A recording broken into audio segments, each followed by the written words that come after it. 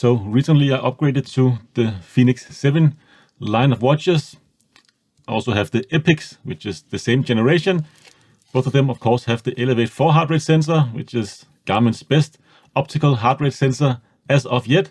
Definitely is quite a big upgrade coming from the Elevate 3, especially with the pulse ox readings. But I have experiencing some kind of inconsistency between just these two watches here. When I'm been like out for my runs, I've been tracking my run on both of these watches here using the optical heart rate sensor. I have my Epics on my right wrist and my Fenix 7X on my left wrist. Both of them using the same sports band here. I have them approximately a little higher up my wrist than I'm wearing this Epics right now. And between the two, I've just gotten a little bit of inconsistent data or heart rate readings. Mainly my Fenix 7X has been quite a bit worse at detecting my current or my real heart rate, so to speak, compared to my Epics. For some reason, it's exactly the same sensor, but of course it is a little bit bigger and a little bit heavier. Maybe that's the reason, or maybe there's a firmware bug or anything, something like that, because it's reading pretty consistently between 1 and 4 beats higher than my Epics. Going for the same run, of course, exactly the same conditions. Only difference is, of course, the watch itself. For instance, let's have a look at a run here. This is a few days ago. This is a 1 hour run, just a steady pace, doing some basic run. Let's go down here to the heart rate zones. On my left here is the Epics. On my right here is the Fenix 7X. And you can see here they are vastly disagreeing here, especially in the zone 3. So aerobic heart rate zone, where my Epics here on the left is definitely the most accurate one. And that was actually the one I used to track this exercise with my heart rate. But you can see here on the right side, it is 11% different. Or at least my 7X here, I believe I have spent 11% less in my lower heart rate zone, or in my zone 3 here of my heart rate. And you can see here in zone 4, threshold heart rate, like they are also pretty inconsistent. They're actually 12% more, my 7X here. So that's not just, slight variation, maybe 1-2% variation. This is like 10, 11, 12% differences between two identically, in generation at least, watches with the same heart rate sensor. And I've been having some inconsistency with other watches like my Tactics Delta, because sometimes it could be a little inconsistent, but I have also had the Venue 2 and the 945 LTE, which also uses the Elevate 4 heart rate sensor, and I've never had such a big difference between one sensor to another. So not really sure what's going on, but as you can see behind me here, I ended up actually going out and getting some chest straps instead. So this is what I'm going to use going forward. Spoiler alert here. So in this video, I'll kind of get into which chest strap I personally prefer. But you can also see here in my run, just at the end of my run, I am picking up my pace a little bit. Both of them, of course, is picking up that running a little bit faster here towards the end of this run. But only my Epics is really recording that higher heart rate. You can see I get up to around 181, which seems to be pretty accurate around that area I felt I was in. But you can see here my 7X Sapphire, totally inconsistent. Try to tighten both of them down a little bit, move them around a little bit to how to run, help a little bit, but still pretty big inconsistency. I'm tired of trying optical heart rate sensors. I have tried everything, like getting light watches, latest, greatest hardware from Garmin. Either you're getting too low heart rate reading when you're doing like interval runs. It can be quite a bit off because not fast enough to really detect those spikes. So when you get back, look at your result, you have really given everything you got, and you can't really see that in your data you have accumulated like in your watch and in Garmin Connect. That's a little unfortunate, and it's pretty hard to set your correct heart rate zone, because if I use this optical heart rate sensor to take my highest heart rate or my maximum heart rate, it will be like a little bit off, maybe 5 beats or maybe even 10 beats off compared to my maximum heart rate. Not fast enough and accurate enough to track those higher spikes. So with the optical heart rate sensor on the watch, I can't really win, because if I set my lower heart rate zones too low, and I use Garmin's automatic calculator in terms of how my maximum heart rate would be according to that, then if I go out and do some interval runs, it won't really reach those higher heart rates, because the sensor is just not precise or fast enough. And again, if I set my maximum heart rate in Garmin Connect, for instance, and will automatically calculate my other heart rate zones, my lowest heart rate when I just go out and do those slower runs would just be too high, like 1 3-4 beats off, and it's not really consistent. It's not like I can go in and tweak the heart rate data and my heart rate zones to really fit this sensor, because I also get inconsistent results between my runs. Spoiler alert, of course, optical heart rate sensors, not really the most ideal if you are taking your running more seriously or any kind of high intensity training more seriously. But like any runner out there that take their running more seriously, or whatever other kinds of sporting you take more seriously, of course, they will always agree that a heart or a chest strap is the way to go. And I've come to the conclusion this is what I'm going to use going forward. So the next choice, or the next thing, is to find the chest strap that works best for me. So if you're in the same situation, you're kind of tired of the inconsistent result and not really getting the spikes when you go out and do your interval runs on your optical heart rate sensor, and you want to figure out what kind of a chest strap to go for, let me just explain my experience using these 3 chest straps. So first off, we have the Polar H10, we have the Garmin HRM-Dual, and we have the Garmin HRM-Pro. The Pro here is definitely the most expensive one. The Garmin Dual HRM is the least expensive one of these, and the Polar is just in between these two. Actually, according to price, highest price in the bottom here, you should probably put them like so. So highest, medium, and lowest price here. So the easiest thing, if you already own a Garmin watch, is just go out and get a HRM-Pro or HRM-Dual or HRM-Run, I believe still is a thing. Of course, if you use Garmin watches, they will work quite well with Garmin. So using the HRM-Pro, you get all of these fancy running dynamics. Not really sure they're useful really to me, but they're kind of cool. Cadence, this is measured by my watch, but I believe if you're wearing the strap, the cadence will actually be measured through the strap and override the watch's cadence. But you also get step length, you get vertical ratio. You have to excuse me, it's my native language, so I have to kind of translate. And you can kind of track your vertical relations there. And you can see, according to this little graph there, it was pretty okay. And vertical swing, or how much I swing vertically when I run, yeah, it gets a number there, 7.6 centimeter in average. I'm swinging a little more towards the left because I have some pain in my right side, so I can kind of track it here. Kind of a nifty thing to track. Not really sure what it's useful for. And you also get some balance for the time you're contacting the ground. And you can see I am balanced a little more on my left side than on my right side. And this makes sense because I am running, or this run here was on a trail.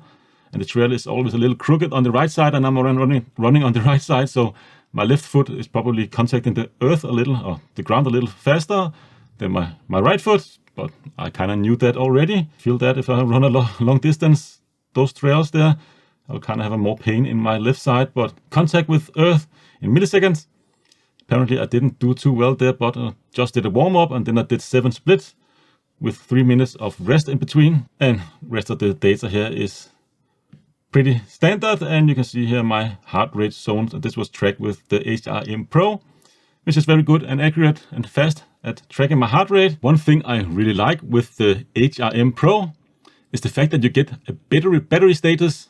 And this is my activity after my run. I go into my activity, I can see the battery status, and I can also see the firmware version.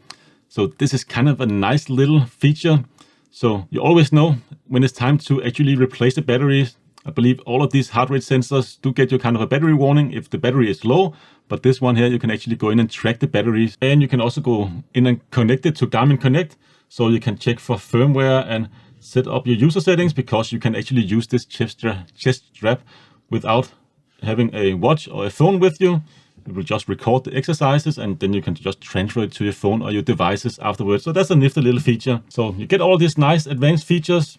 I'm not really sure what those running dynamics is good for. Really, I mean, it's pretty cool that they're recording them, and on my watch, it automatically added a few extra data screens to my running session or my running activity, so I can track those in real time. Did take a look at them, but like I said, I don't find them that useful. But let me know down in the comments below if that's something you use and what you use it for.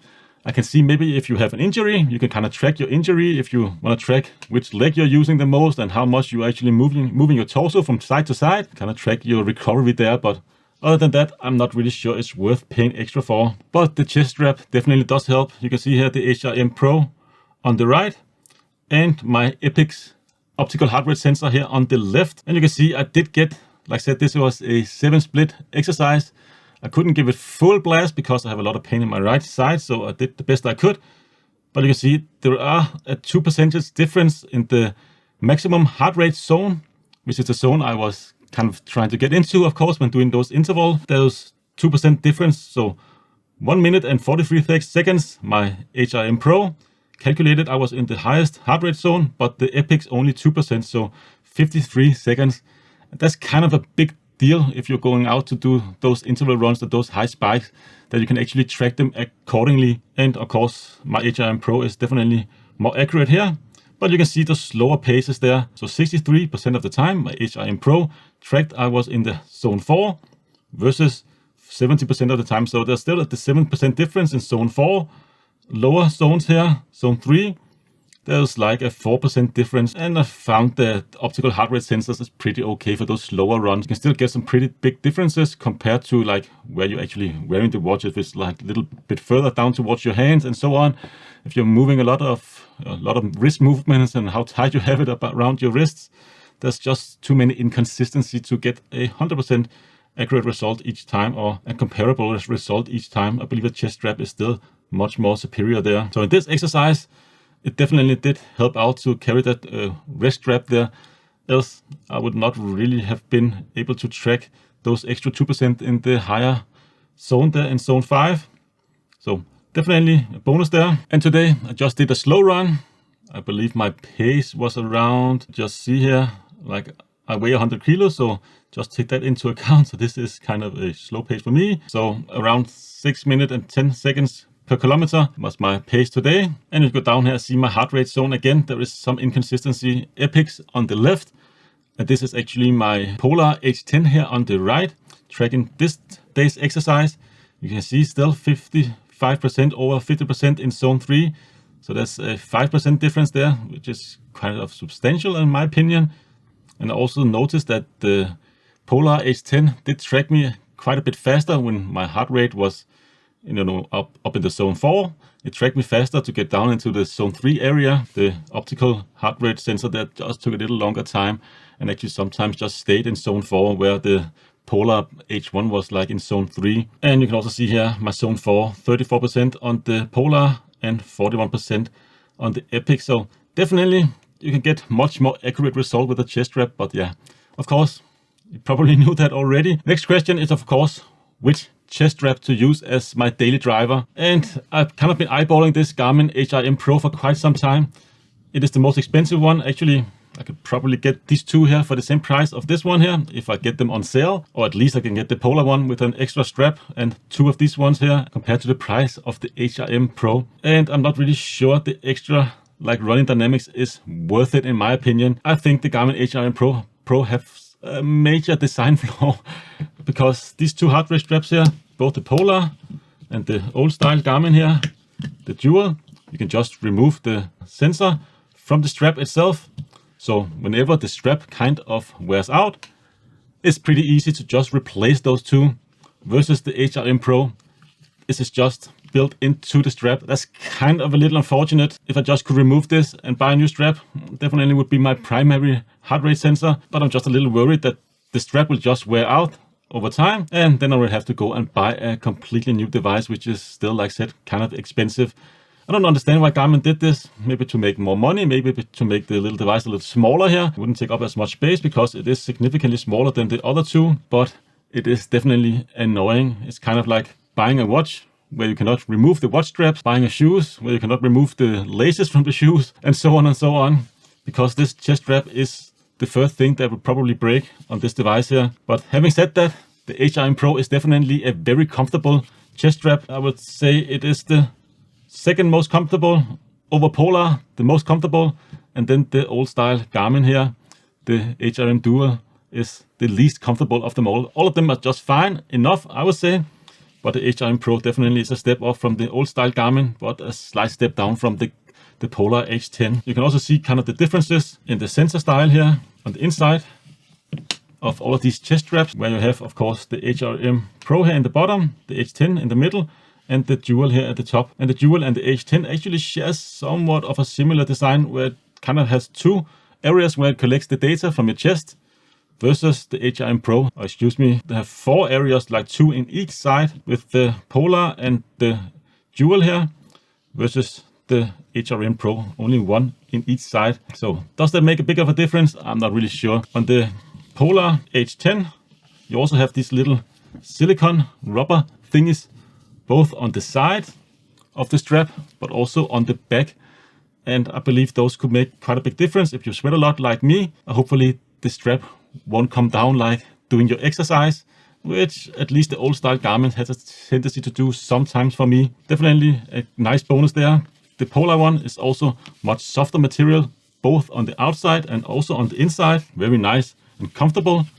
Has, in my opinion, a much superior clip with this little style here, where you just clip it in place.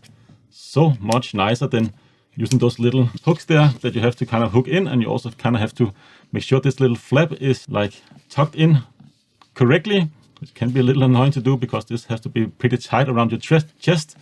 And the same, of course, with the Garmin Dual here. You just have this little hook there, and I don't really like this system. It's secure enough. It's not because of security, but it's just because of annoyance having to find that little hole there when you have to put it on. So there's also quite a big difference in elasticity between the three here. The HRM-Dual is the one that is least elastic, if that makes sense, or at least the easiest to pull apart, which sounds like a good thing, but it's actually kind of a negative, but it's because it's also the one that doesn't stay to the chest the best, in my experience. I did have the HRM-3 back in the days, so I have experience with this chest strap here. It did have a tendency to slide down from time to time on my chest, versus the Polar does have more springiness to the elastics, as well as having these silicone rubber domes here all the way throughout the back and also on the side.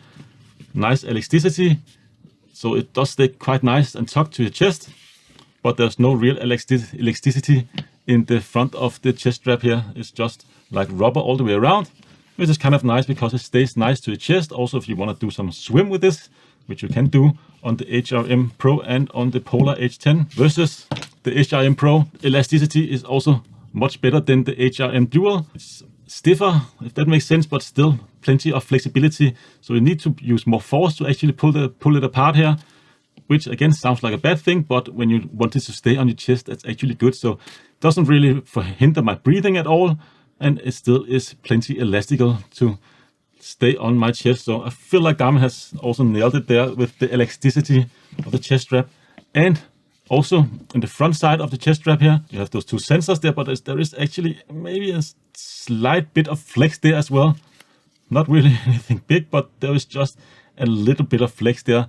So definitely very comfortable chest strap. And the size of these devices here compared, let's just measure the thickness. First off, you can see here the HRM-Dual, 12.5 millimeters, of course. The the Polar H10, 11.8 millimeters. The HRM-Pro here, looking at 12.1 millimeter. Of course, the thickness of the band there, we're looking at 30.7 of the Polar H1, 30 pretty much straight, 30 millimeter on the HRM-Dual, and the HRM-Pro is actually the thinnest of them all. And for the strap itself, or the elastic band itself, I'm not really sure how important that is. 1.1 millimeter here on the HRM-Pro, 1.2 millimeter on the H10, Polar H10, and it is 0.9 millimeter here on the HRM-Dual. So that's also the thinnest one and also the least elastic one, or the one that has less springiness already right out the box compared to the two others. So yeah, again, I believe the Polar H1 is actually the most durable one. Taking care of these bands here is very important because, of course, the HRM-Pro have the built-in sensor. So you cannot just take the strap off and throw it in the washer, which is not something you should really do. I really recommend hand washing all of these, even though Garmin, kind of according to their own little label there, you can see here HRM-Pro here on the top and the HRM-Dual here on the bottom, where like hand washing the HRM-Pro is recommended by Garmin. Once every 7 days, you just hand wash it with some soap. But the HRM-Dual here, every 7 days, you can see here, excuse me, on the other side, you actually recommended to throw it in the washer. But I don't think you should do that if you want the longevity of your device. Definitely do hand wash it and just wipe off those sensors with a soft cloth. That will definitely be a nice thing to do after every run. And of course, you should water all of these sensors here before you go out for a run. Just the sensor part here, just pour it with water on this part. You can just use warm water if you don't want it to be too cold. So when you actually attach it to your body, or you can just moisten it a little bit with some water there, or moisten your chest and just put it on that way. Polar recommends that you actually clean it off every time you have gone for a run, and it's definitely a nice thing to do. Just put it under the sink or under the water hose. Of course, just like clean it a little bit on the strap and on the sensor part, and just hang it to dry. And that's what you should do with all of these. Of course, you should not put them into a dryer. You should just hang them and air dry them, not in the sun or anything like that. Another thing you can do is actually just clean them every time you go out and run.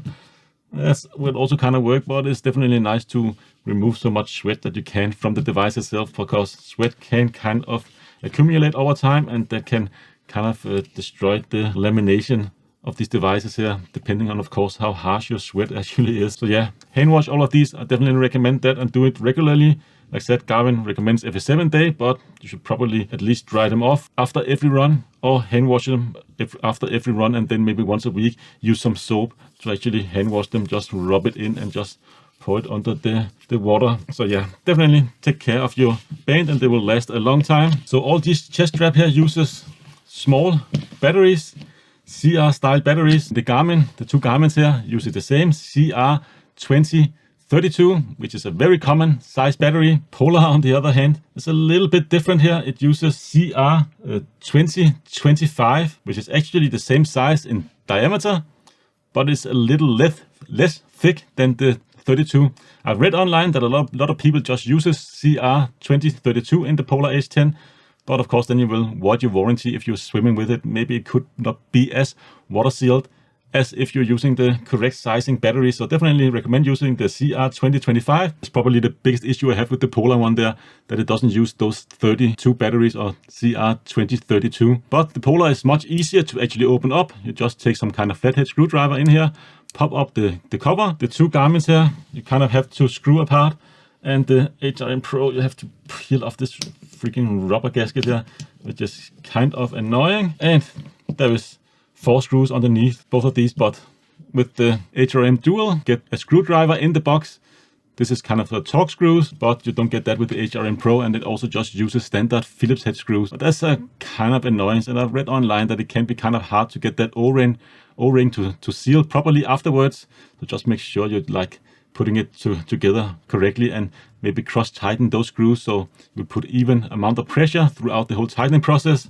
Because if you plan to swim with these, you definitely should make sure they are weather tight or waterproof. So let's just bring on the scale here and see if we can actually pull them together some kind of way, so they weigh them without them spreading apart here. So HRM-Pro 50.6 grams, so that's rather lightweight. And the Polar H10, so 59.3 grams, so definitely is a little bit heavier than HRM-Pro. And then HRM-Dual, so it's kind of in between the two at 53.3 grams. I haven't really noticed any difference in weight switching between the three here. Feel exactly the same to me, only the Polar feels a little more comfortable for my breathing, and Garmin a little bit less comfortable. Definitely notice a difference between the two in the comfort zone, but it's not a major difference. Like I said, the HRM-Dual is definitely the least comfortable of the three, and also can have a tendency to slide down a little bit on your back. The Polar, you can use their Polar Beat app and Polar Flow app as well, if you want to go in and measure or track your exercises using your smartphone. Also, if you want to track an exercise, I believe it has room for 1 exercise on board storage on the Polar H10.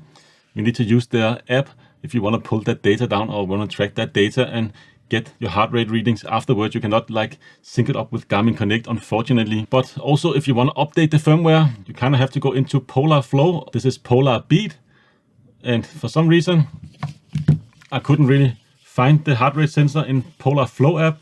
I had to go into Polar Beat to actually connect it, and you can see here now it is turned on, connected. You can actually go in and disable if you don't want N+. You can disable that. If you don't want to have connection to 2 Bluetooth devices at the same time, you can also disable that. Gym Link, you can disable that, and you can also disable its visibility. But you can also go in and check for firmware updates. You can also use the Polar Flow app to check for firmware updates. It is a little bit strange that you need 2 apps to actually connect to this device, but you can see here you can kind of do the same in the Polar Flow app, but I just could not connect it in the Flow app. I had to go to Polar Beat to connect it to the app, and definitely recommend go in and check for firmware updates regularly with the Polar a chest strap, or just once in a while going to check your firmware version, and also going to check the battery status. You can see battery is full, but you can kind of track it in the Polar app as well. Versus the Garmin, where I showed you before, you can use Garmin Connect. I believe it's 18 hours of tracking or activity you can store on board this device here, and then just pull down the data either with your Garmin watch or through Garmin Connect. And the HRM Run doesn't have any kind of onboard storage. This is just a dumb heart rate sensor. So just to conclude this video, if you are looking for a heart rate strap and you are kind of thinking in between one of these and maybe even the Wahoo ticker set I ordered but ended up canceling because I've seen so many issues with that one, which one would I recommend personally if I just wanted one heart rate strap to go out and track all of my activities? Well, it kind of depends. If you're on a budget, I believe the HRM-Dual is a fantastic buy. I bought it off sale and it was rather inexpensive-ish. You still find less expensive heart rate straps, but not really from a name brand like Garmin. So it's definitely a good value, like I said, especially if you get it on a deal. And you can actually use the Polar Pro chest strap if you want to have a little bit of a better experience. You can get these chest straps from Polar, relatively inexpensive as well. And you can also actually get third-party bands that work with the Polar system here. So that's also one thing you can do if you still want to stay in the Garmin ecosystem. But there's really no advantage with the HRM-Dual.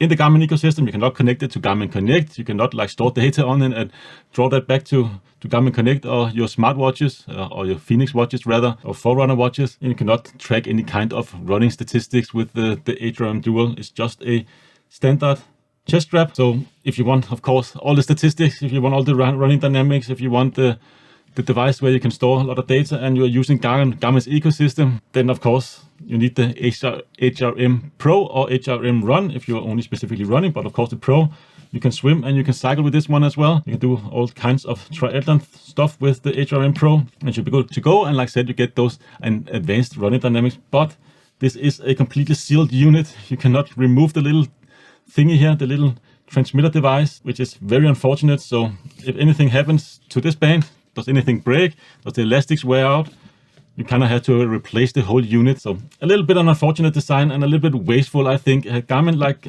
said, made this modular so I can just swap out the band and make the band widely available. This would probably have been my main device, but that brings me to the last one here. Don't really get any advanced running dynamics, but you do get probably the most comfortable and probably the most well-liked and most accurate heart rate sensor on the market with the Polar H10. So this is the one I plan to use going forward as my main device. I actually bought 4 of these. I found a good deal. On top of it was on sale. I also had a 20% discount, but I had to buy for a minimum of a certain amount to actually hit that 20% discount. So I ended up, like I said, buying 4 of these. I plan to use these as my main chest strap going forward. Maybe switch between the HRM-Pro if I want to track some of those more advanced running dynamics. I don't really care too much for that right now. That may be changing in the future. For me, I think the Polar H10 is the best overall because it is not only priced between the two here, and you can actually get a lot of straps for this here. You can actually get multiple different colors like gray and orange and so on.